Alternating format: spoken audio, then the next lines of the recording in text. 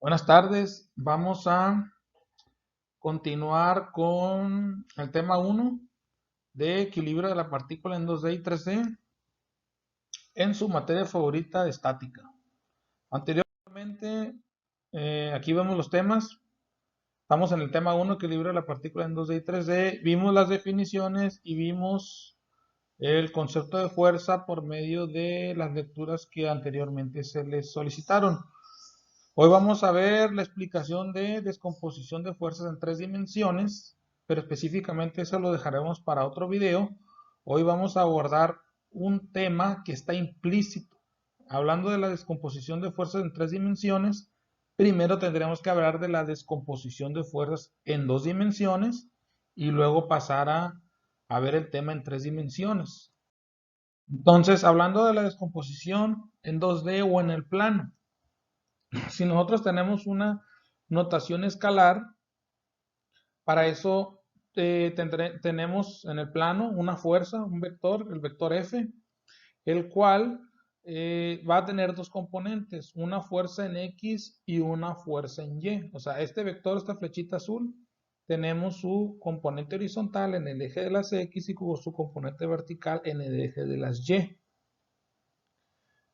Para localizar o encontrar lo que es Fx o Fy, la magnitud, es decir, solamente el valor, nosotros tenemos que utilizar trigonometría. ¿Cómo? Utilizando la magnitud del vector F y utilizar el ángulo con respecto a alguno de los ejes, ya sea el eje X y el eje Y. Aquí vemos cómo se muestra el ángulo θ para el eje X. Y con trigonometría, ya sea utilizando seno, coseno, tangente, encontramos las componentes. Y digo trigonometría porque es considerar que aquí tenemos un triángulo rectángulo. Vean cómo tenemos la hipotenusa del triángulo, que es la flecha azul. Tenemos mi cateto adyacente de acuerdo a donde tengo el ángulo. Como lo estoy teniendo con respecto a X, tengo mi cateto adyacente y voy a tener mi cateto opuesto y así ya visualizo mi triángulo rectángulo, porque aquí tenemos un ángulo de 90 grados. Esta flecha que viene siendo la fuerza en Y, la componente de la fuerza en Y, la proyecto hacia acá para completar el triángulo de rectángulo. De esa manera lo podemos visualizar. Entonces, vamos a utilizar las identidades trigonométricas para encontrar las componentes de la fuerza en X en Y. Las más comunes son seno, coseno, tangente. Por acá, también en ocasiones en los vectores de fuerza no me proporcionan el ángulo, me proporcionan la relación de la pendiente. Entonces es este pequeño triángulo que vemos aquí en el cual tenemos una pequeña hipotenusa C, un pequeño lado que se llama B y un vertical que se llama B y un pequeño lado horizontal que se llama A. Entonces, con estas relaciones, a pesar de no tener el ángulo, podemos encontrar las componentes de la fuerza en X y en Y. ¿Cómo se hace esto? Es una regla muy sencillita.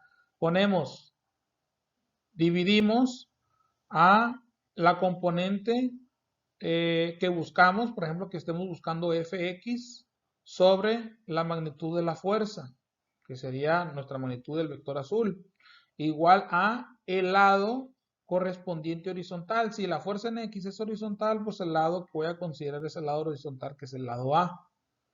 Entonces pondríamos el valor que me muestra en el diagrama. Vamos a suponer que A vale 3, pues pondríamos un 3 aquí, dividido entre C, que C sería la hipotenusa del triángulo pequeño. Tal vez que C tenga un valor de 5, entonces diríamos 3 entre 5. Teniendo el valor de la magnitud de F, despejamos F hacia el otro lado y podemos encontrar el valor de la magnitud de la fuerza en X. Esa siempre va a ser la regla. Entonces, la regla, ¿cómo es? Es la fuerza que estemos buscando, ya sea la de X o la de Y, dividida entre la magnitud de la fuerza, va a ser igual al lado del triángulo de la relación de la pendiente correspondiente. Si aquí tenemos Y, tendríamos que poner el lado vertical, que sería B. Si aquí tenemos la fuerza en X, tendríamos que poner el lado horizontal, que sería A, y dividido entre la hipotenusa de ese triángulo de la relación de la pendiente. Y solamente se despeja la incógnita. Notación vectorial cartesiana.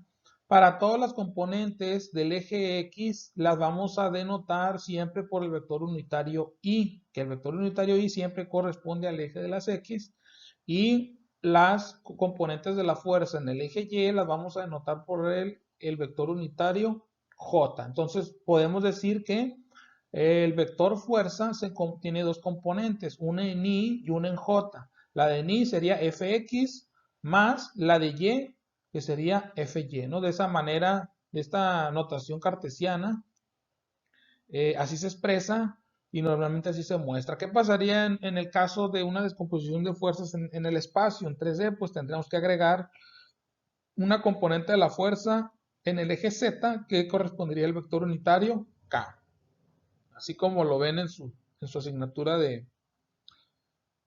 de cálculo vectorial. ¿Qué pasa si en un sistema tenemos la partícula aquí en el centro, en el origen del eje X y el eje Y, y tenemos varias fuerzas, como si fueran varios cables, varias líneas, varios hilos, jalando hacia un extremo o el otro?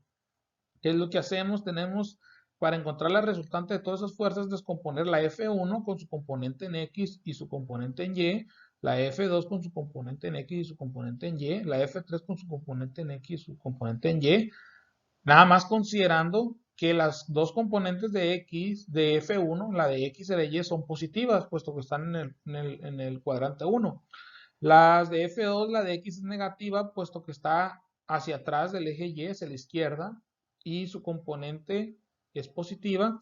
Y la de F3, su componente en X es positiva y su componente en Y es negativa. ¿Por qué? Porque la fuerza 3 está en el cuarto cuadrante, ¿no? Y aquí lo podemos ver expresado en los vectores F1, F2 y F3 de las fuerzas. Aquí vemos los signos, ¿no? Y hay que tener cuidado con eso, y fíjense cómo las estamos indicando con los vectores unitarios I y J.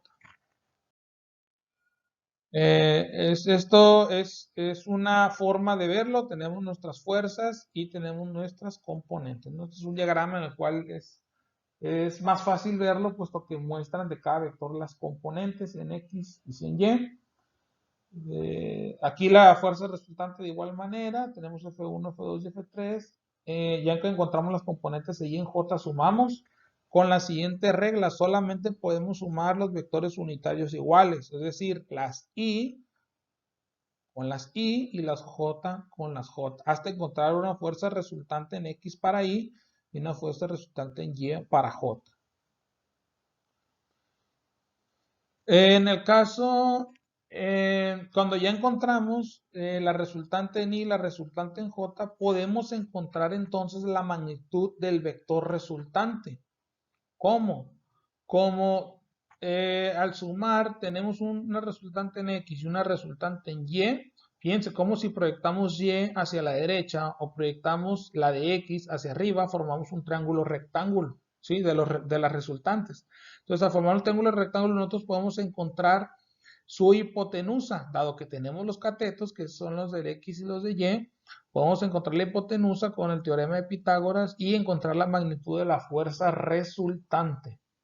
Si tuviéramos un sistema en el que tenemos tres hilos o tres cuerdas que jalan un mismo punto, encontrar el valor y la dirección de la resultante nos es útil para saber hacia dónde se desplazaría ese punto. Y para la dirección, esto es para la magnitud, para la dirección, tendríamos que utilizar pues una identidad trigonométrica. Ya teniendo la hipotenusa y teniendo los catetos, podemos utilizar el seno, podemos utilizar el coseno y podemos utilizar la tangente. Aquí nos muestran que, por ejemplo, para encontrar el ángulo con respecto a X, teniendo la hipotenusa, que es la magnitud de la fuerza resultante, y el cateto adyacente, que es la fuerza resultante en X, decimos que la tangente menos 1, puesto que se despejó la tangente hacia la derecha, la tangente menos 1 del opuesto, que sería la fuerza resultante en Y, sobre el cateto adyacente. Pero de igual manera podemos utilizar seno o coseno. Entonces, hasta aquí la explicación teórica de la descomposición de fuerzas en 2D. Bien, para reforzar lo antes visto, vamos a ver este ejemplo, el 2.5 de la bibliografía de Hibbeler de estática. que nos dice, determina las componentes X y Y de la fuerza 1 y la fuerza 2 que actúan sobre la barra mostrada en la figura. Exprese cada resultado con un vector cartesiano. Entonces, es un problema sencillo. Solo tenemos que encontrar las componentes de mi F1, que ya tenemos la magnitud y mi ángulo con respecto a y las componentes en X y Y de F2, que ya tengo la magnitud, y en este caso no tengo un ángulo, pero sí tengo la relación de la pendiente, esa sí me la proporciona. Recuerden que con lo antes visto, podemos utilizar la relación de la pendiente para encontrar las componentes.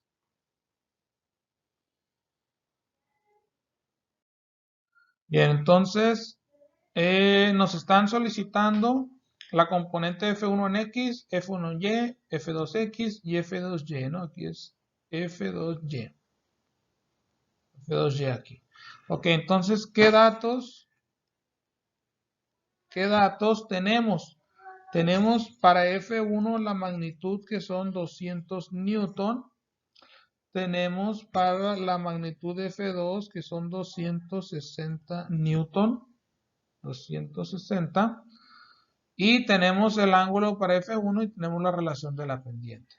Ok, entonces recuerden, si yo tengo mi eje Y y mi eje X, tengo mi vector F2 y tengo mi vector F1. Lo que necesito determinar es mi componente F2 en X. Recuerden que esta es F2 y mi componente F2 en Y. Y por el otro lado, las componentes de F1. Esta sería mi componente F1Y. Y este sería mi componente F1 en X. Rápidamente vemos que la componente F1 en X va a ser negativa por estar hacia la izquierda. La componente F1 en Y va a ser positiva porque va hacia arriba. Mi componente F2 en X va a ser positiva porque va hacia la derecha y la F2 en Y sería negativa porque va hacia abajo. Entonces, ¿cómo encontramos las componentes? Entonces, F1 en X va a ser igual a la magnitud de F1 por, como tenemos un ángulo aquí, un ángulo de 30 grados, pues mi componente la encontraría si proyectara F1 arriba, como si proyectara F1 aquí arriba. Fíjense que es mi lado horizontal, entonces la encontraría con un seno. Entonces la magnitud de F1 por el seno de 30 grados, que sería igual a la magnitud, es un dato, son 200 newton por el seno de 30 grados. ¿Sí? Ok, ¿cómo localizaría mi F1Y? Pues fíjense cómo de mi triángulo rectángulo es mi cateto adyacente para mi ángulo de 30 grados. Entonces digo F1Y es igual a la magnitud de F1 por el coseno de 30 grados. Nuestra magnitud es de 200 newton. 200 newton por el coseno. Aquí son newton también, ¿no? 200 newton aquí arriba. 200 newton, por el coseno de 30 grados. Mi F2 en X. No tengo un ángulo, pero tengo una relación de la pendiente, que la relación es algo más o menos así. Aquí tengo un 12, aquí tengo 13 y aquí tengo 5. Entonces, si yo quiero localizar mi cateto, mi componente horizontal, pues voy a recurrir, recuerden, a la relación que yo voy a decir F 2 en X, que es la que busco entre la magnitud de la fuerza F2, igual a, si aquí arriba tengo la fuerza que es una componente horizontal, pues voy a localizar mi lado horizontal de la relación de la pendiente entre la hipotenusa de la relación de la pendiente, y el despeje me daría que F2X va a ser igual a la magnitud F2 por 12 treceavos. Entonces, al sustituir aquí, yo diría que F2 en X va a ser igual a la magnitud de F2 por 12 treceavos, que esto sería igual a F2, tiene una magnitud de 260 newton, y lo multiplicaríamos por 12 treceavos. ¿Sí? Y mi componente F2 en Y, vamos a hacer la misma relación, pero aquí obtendríamos que mi F2 en Y va a ser igual a la magnitud F2 por el lado vertical entre la hipotenusa del triángulo de la relación de la pendiente, que sería 5 treceavos. Entonces, F2 por 5 treceavos igual a 260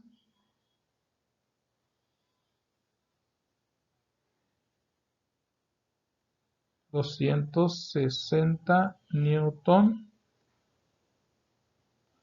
por 5 treceavos. Ok, entonces ahora solamente lo que tenemos que hacer es calcular. Entonces vamos a recurrir a la herramienta de Mathematics. Voy a decir que 200 por el seno de 30 grados es,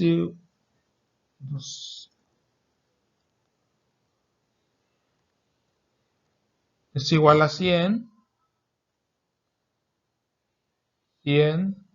newton. Es importante indicar que va hacia la izquierda la componente en X. Ahora 200 por el coseno de 30, 173.2, 173.2 newton hacia arriba, es positivo en Y. Ahora 260 por 12 treceavos, resultado 240 newton. El componente en X para F2 es horizontal hacia la derecha, positiva, y la última, la componente en Y, es solamente multiplicar por 5 treceavos, que sería 100. Entonces 100 newton hacia abajo, mi componente es negativo. Entonces estos son los resultados. Esto es lo que me pide el problema. Me pide las componentes de la fuerza 1 y de la fuerza 2 en X y en Y. Saludos.